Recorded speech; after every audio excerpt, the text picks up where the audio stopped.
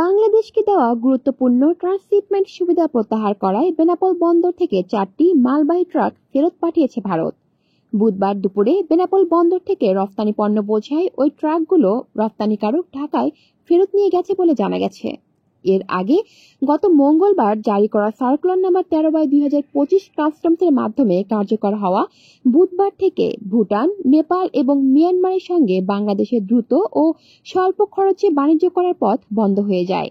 ভারতের নিষেধাজ্ঞায় বেনাপোল বন্দর থেকে ফেরত যাওয়া পণ্যের রপ্তানিকারক ডিএসভি এয়ার অ্যান্ড সি লিমিটেড প্রতিষ্ঠান। বেনাপোল আমদানি রপ্তানি সমিতির সভাপতি উজ্জ্বল বিশ্বাস জানান, ভারত সরকারের এ ধরনের সিদ্ধান্ত দুই দেশের বাণিজ্য ও বন্ধুত্ব সম্পর্কে টানাপোড়েন তৈরি হবে। আমরা আশা রাখছি ভারত সরকার তাদের আক্রোশমূলক সিদ্ধান্ত পরিহার করে বন্ধুত্বপূর্ণ সম্পর্ক ধরে রাখবেন। বেনাপোল স্থল বন্দরের উপপরিচালক সজীব নাজির জানায়, ট্রানজিট সুবিধা বাতিল করায় পেট্রোপোল কাস্টমস থার্ড কান্ট্রির পণ্যের কার্পাস ইস্যু করেনি। এতে ওইসব পণ্যবাহী ট্রাক ভারতে ঢুকতে পারছেন না। তবে ভারতের অভ্যন্তরে রফতানির উদ্দেশ্যে আসা অন্যান্য পণ্যের রফতানি বাণিজ্য স্বাভাবিক রয়েছে।